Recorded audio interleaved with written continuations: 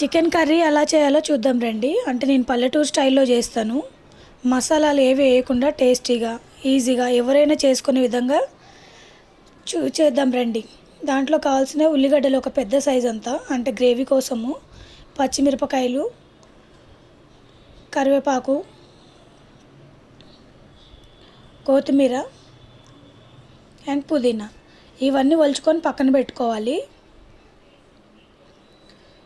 ఒక పెద్ద సైజ్ అంతా టమాటాలు తీసుకొని పక్కన పెట్టుకోవాలి. ఇప్పుడు స్టవ్ వెలిగించుకొని ఒక గిన్నె పెట్టుకోవాలి. దాంట్లో 2 టేబుల్ స్పూన్ల ఆయిల్ వేసుకోవాలి. అది వేడయ్యాక ఉల్లిగడ్డలు తరిగి పెట్టుకున్న ఉల్లిగడ్డలు, పచ్చిమిరపకాయలు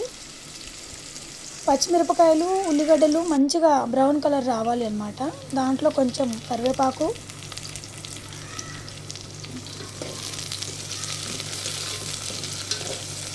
బాగా కలుపుకొని ఆ కరివేపాకు కూడా కొంచెం మగ్గిన తర్వాత దాంట్లో కొంచెం పుదీనా, కొత్తిమీర నేను ఇవి ఫస్టే వేస్తానన్నమాట. ఎందుకంటే టేస్టీగా ముక్కకు పట్టడానికి బాగుంటుంది. తినేటప్పుడు కూడా దాని ఫ్లేవర్ చాలా బాగుంటుంది అన్నమాట. ట్రై చేయండి ఎప్పుడన్నా. ఇవి కొద్దిగా మగ్గిన తర్వాత అల్లం వెల్లుల్లి పేస్ట్, కొద్దిగా పసుపు వేసుకొని మీడియం ఫ్లేమ్లో ఫ్రై చేసుకోవాలి. ఆ ఫ్రై అయిన తర్వాత కడిగి పెట్టుకున్న చికెన్ అందులోకి వేసుకొని బాగా కలుపుకోవాలి.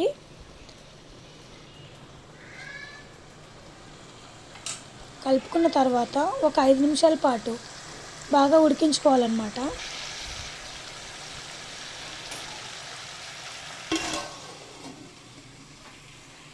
మనం కడిగి పెట్టుకున్న టమాటాలు ఉన్నాయి కదా, అవి ఈ విధంగా కట్ చేసుకోవాలి.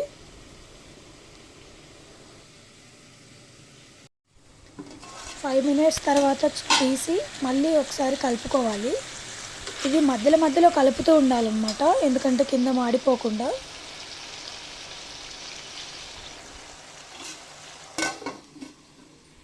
ఫైవ్ మినిట్స్ తర్వాత మూత ఓపెన్ చేసి దాంట్లో ఒక టేబుల్ స్పూన్ ఉప్పు వేసుకోవాలి. ఉప్పు వేసుకొని ఒక 2 మినిట్స్ అట్లా ఉడకనివ్వాలన్నమాట. ఇప్పుడు మనం కట్ చేసి పెట్టుకున్న టమాటాలు కూడా వేసుకోవాలి.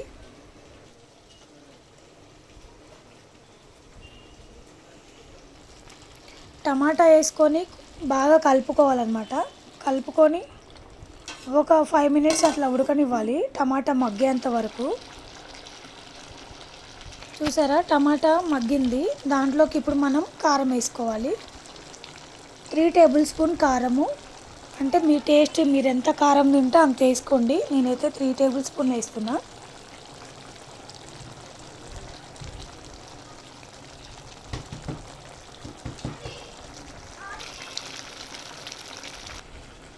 కొద్దిగా ధనియా పౌడర్,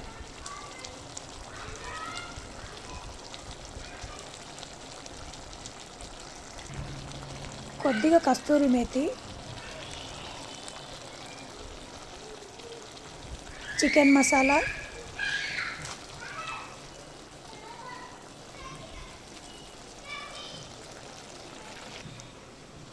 కొద్దిగా కొబ్బరి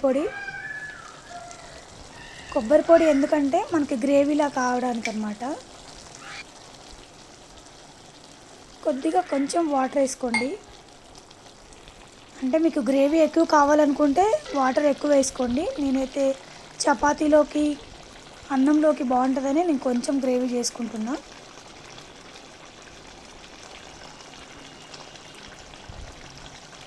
ఇలా మసాలాలన్నీ వేసుకొని ఒక 4 to 5 మినిట్స్ మీడియం ఫ్లేమ్లో మనం ఉడికించుకోవాలి. అంతే అండి, చికెన్ కర్రీ రెడీ అయిపోయింది.